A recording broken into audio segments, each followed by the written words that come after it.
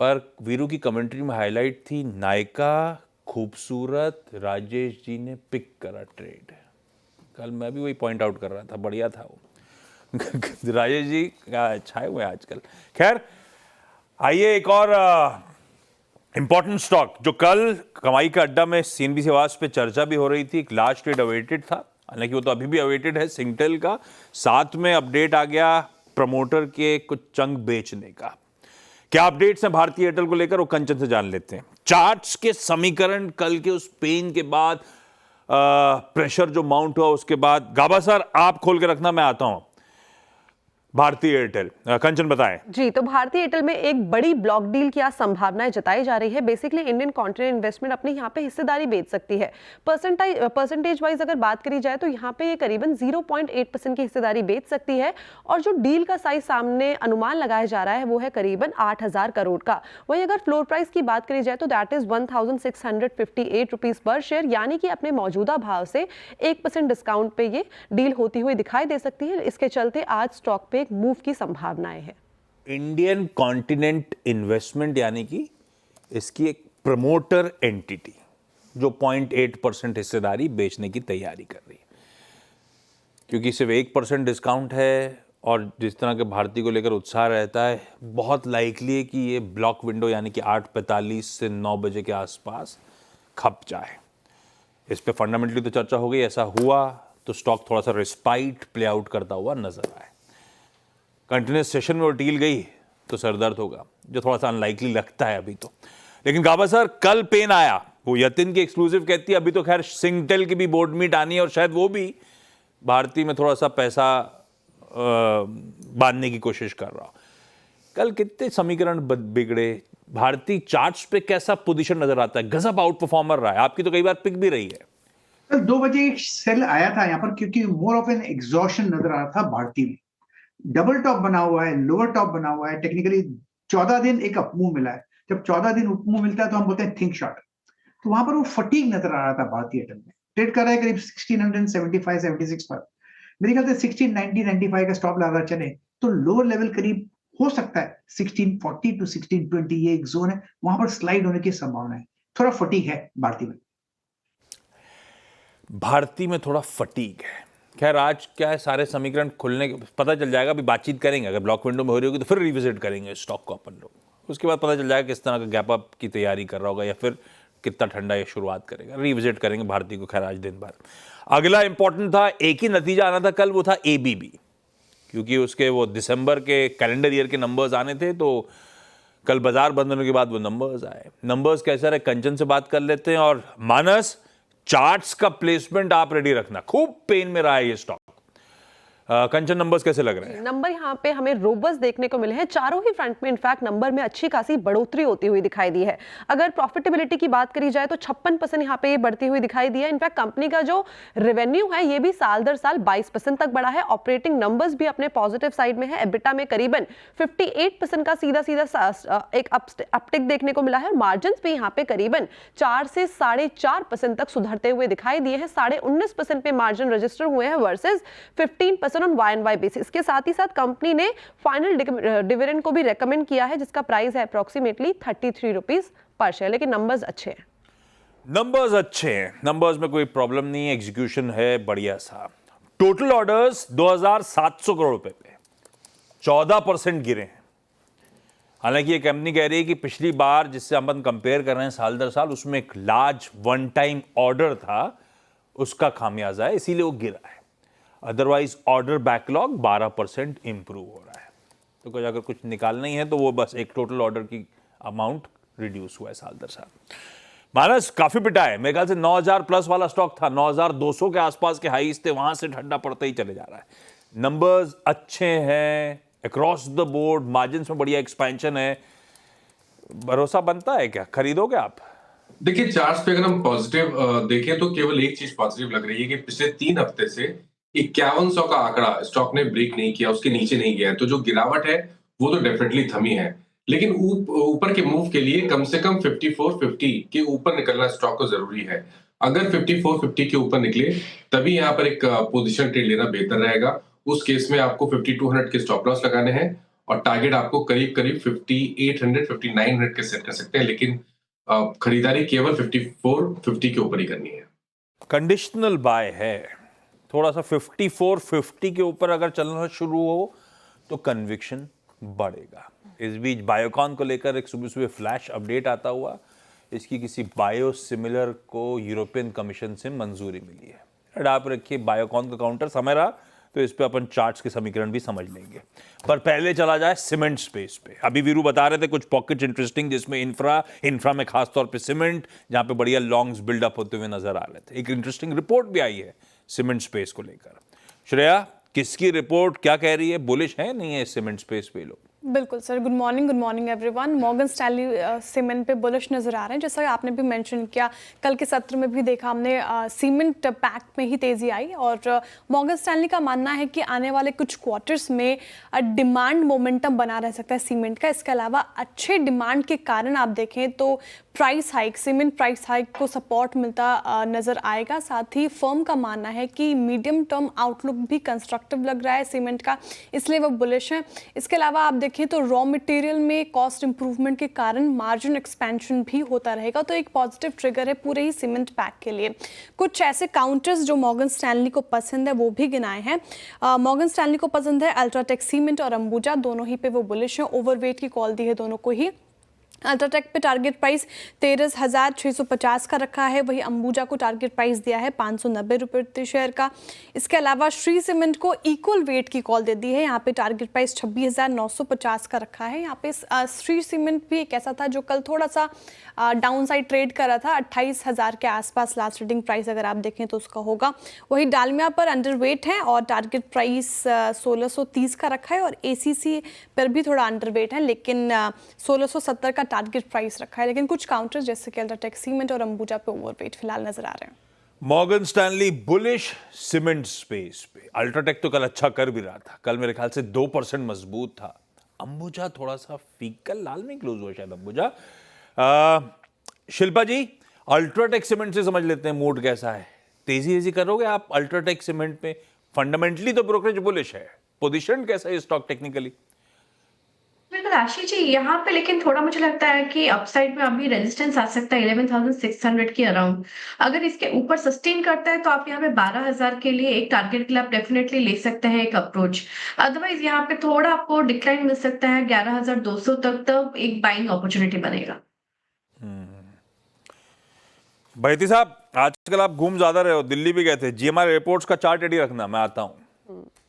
कंचन बताएंगे इस बीच monthly update, जनवरी month का अपडेट शेयर करा है GMR एयरपोर्ट्स ने। कंचन कैसा लग रहा है? नंबर्स यहाँ पे हमें साल दर साल काफी अच्छे देखने को मिल रहे हैं। अगर पैसेंजर ट्रैफिक की बात करी जाए तो इसमें 11% का उछाल देखा गया है साल दर साल, और साथ में अगर डोमेस्टिक पैसेंजर ट्रैफिक की बात करी जाए तो ये भी 11% तक उभरता हुआ नजर आया है। वहीं इंटरनेशनल पैसेंजर ट्रैफिक में करीब 12.5% का उछाल है ईयरली बेसिस पे, और जो एयरक्राफ्ट मूवमेंट है वो भी हमें 9% तक बढ़ता हुआ दिखाई दिया है, और ये नंबर जो है वो पहुंच गया है 63,767 का, यानी कि नंबर्स इस टाइम पे हमें अच्छे देखने को मिले हैं। जब बैती साहब घूमेंगे तो ट्रैफिक तो बढ़ेगा।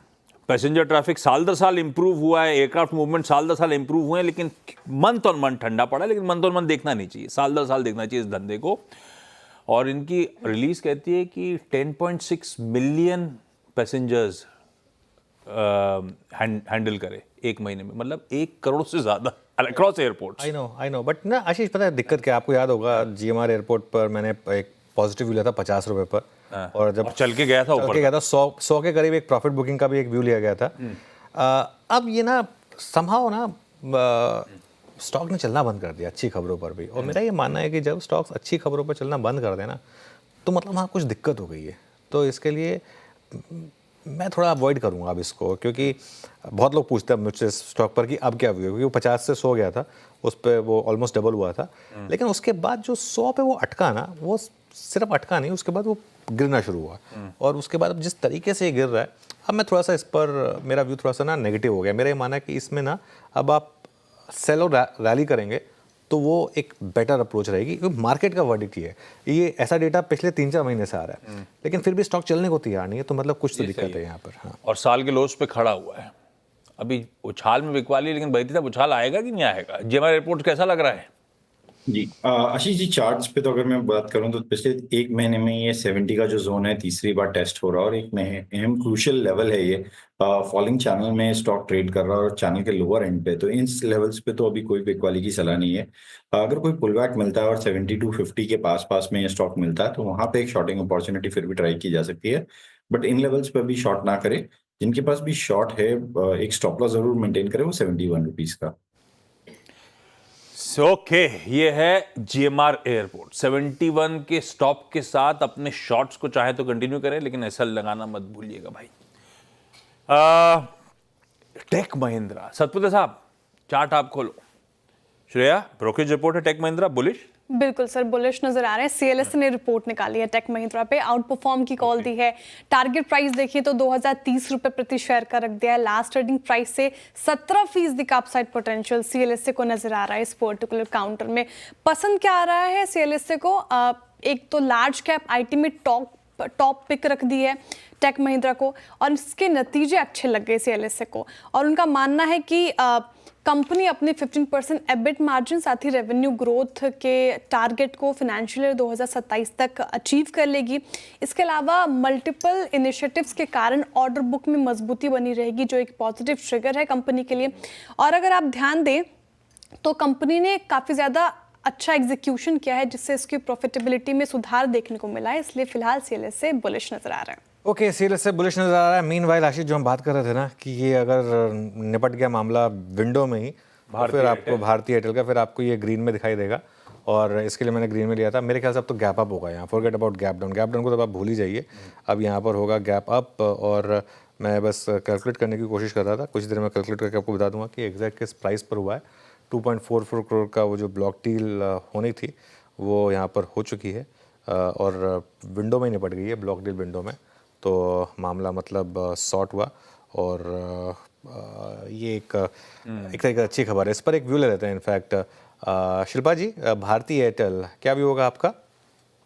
जी बिल्कुल, मुझे लगता है यहाँ पे 1640 का एक स्टॉप लॉस आप मेंटेन कर सकते हैं। 720 से लेके 1745 इसके एक अपसाइड रेंज का है टारगेट। तो any decline with stop loss of 1640 आप इसमें बाय कर सकते हैं। ओके, चलिए भारतीय एयरटेल, वो प्रमोटर्स की जो सेलिंग आनी थी 0.8% आउटस्टैंडिंग इक्विटी की, वो खप गया है। बात हो ही रही थी कि बहुत लाइकली है ब्लॉक विंडो में निपट जाएगा। अब देखते हैं ओपनिंग किस तरह की होती है। हाँ, टेक महिंद्रा, सॉरी, सीएलएसए की सबसे बढ़िया लार्ज कैप पिक। सतपुते साहब, सीएलएसए को तो 17% लंबी अवधि में अपसाइड नजर आता है। हाल फिलहाल में आपको अपसाइड नजर आ रहा है क्या? बिल्कुल बिल्कुल आशीष जी, मुझे लगता है टेक महिंद्रा का एक बढ़िया चार्ट है। यहाँ पे अगर आप ओवरऑल देखें तो बाजार में अगर रिलेटिव स्ट्रेंथ की बात करें तो मुझे लगता है टेक महिंद्रा वो रिलेटिव स्ट्रेंथ यहाँ भी पकड़े हुए है। तो टेक महिंद्रा का टेक्निकली देखिए 1650 से लेके 1600 ये इसका बाइंग एक्यूमुलेशन जोन है। जब जब डिप मिलता है तो इस लेवल से रिकवर होता है। सामने जो रेजिस्टेंस है वो करीबन 1700 के आसपास है। एक बार ये 1700 का लेवल पार कर दे फिर मुझे लगता है 1750 से लेके 1800 का यहाँ पे स्विंग मिलेगा। तो टेक महिंद्रा, यस, ये हमारे बाय साइड की लिस्ट में होगा। इस buy on dip in Tech Mahindra, close positionally जो रखना है वो 1600 के नीचे रखना है। ओके, अब 3 करोड़ 16 लाख का हो चुका है वो ब्लॉक। ध्यान रखिएगा, टोटल करीब 5-4.5 करोड़ से ऊपर का होना है टोटल मामला आशीष। तो अब थोड़े से और ब्लॉक्स होंगे, कुल मिलाकर 8,000 करोड़ की डील होनी है, तो थोड़े से इसको अपडेट करते रहेंगे, लेकिन अब तक इतना ब्लॉक हुआ है। 4.82 करोड़, यस, ठीक है। वो अपडेट स्क्रीन पे लगातार आते चले जा रहे हैं। वेदांता रखिए रडार पे, आज शायद बैठक है। कंचन, क्या अपडेट वेदांता को लेकर? आज बेसिकली इनकी शेयर होल्डिंग मीट है। कंपनी ना हो सकता है कि डीमर्जर के प्लान को लेके कुछ अनाउंसमेंट करे। सितंबर में जब इनकी बोर्ड बैठक हुई थी तो वहां पे अनाउंसमेंट किया गया था कि कंपनी अपने डीमर्जर को लेके सोच रही है। अब अगर डीमर्जर होता है तो कंपनी की यहाँ पे वैल्यू अनलॉकिंग होती हुई दिखाई देगी। स्पेसिफिक कमोडिटी सेक्टर पे ये फोकस कर पाएगी। साथ ही साथ री रेटिंग की भी संभावनाएं जताई जा रही है। माना यह जा रहा है कि जो 5 लिस्टेड एंटिटीज बनेगी डीमर्ज होके, उसका जो मार्केट कैप होगा वो होगा अप्रोक्सीमेटली 2.73 लाख करोड़ का, और शेयर होल्डर को एक वेदांता के शेयर के बदले में 5 जो इनकी जो डीमर्ज एंटिटीज होगी उसके शेयर मिलने की संभावनाएं जताई जा रही है। तो बोर्ड बैठक के बाद देखते हैं, शेयर होल्डर मीट के बाद सारे शेयर मिलेंगे। देखते हैं अनलॉकिंग बाद कैसी एक्सरसाइज प्ले आउट होती है, मार्केट कैप क्या रहेगा, वो सब तो एनीबॉडीज गेस। रखिए वेदांता को पार्ट ऑफ दैट डीमर्जर का प्रोसेस। आज शेयर होल्डर्स के साथ, आज क्रिएटर्स के साथ बैठक होने वाली है वीडियो कॉन्फ्रेंसिंग के जरिए। दीपक नाइट्राइट, श्रेया ब्रोकरेज अपडेट। जी सर, दो ब्रोकरेज रिपोर्ट्स आई है दीपक नाइट्राइट पे और दोनों ही बुलिश नजर आ रहे हैं। मॉर्गन स्टैनली और डैम कैपिटल ने रिपोर्ट निकाली है। मॉर्गन स्टैनली ने ओवरवेट की कॉल दी है, टारगेट प्राइस 3,000 रुपये प्रति शेयर कर दिया है। दीपक नाइट्राइट ने बाय की कॉल दी है, टारगेट प्राइस 2,142 रुपये प्रति शेयर कर दिया है। क्या अच्छा लग रहा है? फिलहाल जो दोनों फर्म्स ने कॉमन बात कही है वो रख देती हूँ पहले। तो दोनों फर्म्स का मानना है कि कंपनी का फिनोलिक्स बिजनेस Q4 में इम्पैक्ट हो सकता है और Q3 में भी इसकी प्रोडक्शन में थोड़ी कमी देखने को मिली थी। फिनोलिक्स बिजनेस क्या है? तो इसमें फिनॉल और एसीटोन कंपनी प्रोड्यूस करती है, जिसका यूज़ जो होता है, इस्तेमाल जो होता है वो पेंट्स, एडहेसिव और थिनर में किया जाता है।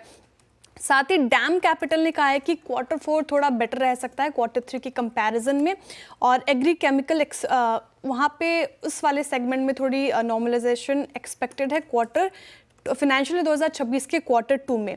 इसके अलावा आप देखें तो फोटो हेलोजनेशन और फ्लोरिनेशन केमिस्ट्रीज, एसिड यूनिट जैसे कई सारे प्रोजेक्ट्स जो हैं वो 2-3 साल में कंप्लीट हो जाएंगे, जो कि एक पॉजिटिव ट्रिगर है। माफ़ कीजिएगा, 2-3 साल में शुरू हो जाएंगे, जो कि एक पॉजिटिव ट्रिगर है कंपनी के लिए।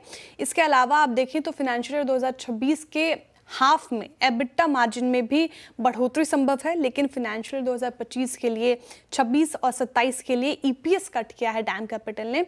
2025 के लिए 20%, 26 के लिए 24% और 27 के लिए 12% कैपिटल ईपीएस कट किया है। साथ ही मॉर्गन स्टैनली ने क्या कहा है? तो उनका मानना है कि इस तिमाही में प्लांट का ऑपरेशन सामान्य रहा है और Q4 में एडवांस्ड इंटरमीडिएटीज में रिवाइवल संभव है। तो फिलहाल दोनों ही ब्रोकरेजेस बुलिश नजर आ रहे हैं, डाल पे रखें इसको।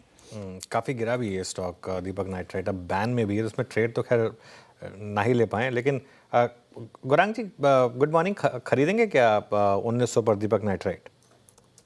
अरुण भाई, आपको भी शुभ प्रभात हमारे तरफ से। तो ऐसे तो कवरेज नहीं है, विशेष रूप में टिप्पणी नहीं कर पाऊंगा, लेकिन हाँ, कंपनी की बैलेंस शीट और कामकाज आने वाले तिमाहियों में सुधार होने की पूरी उम्मीद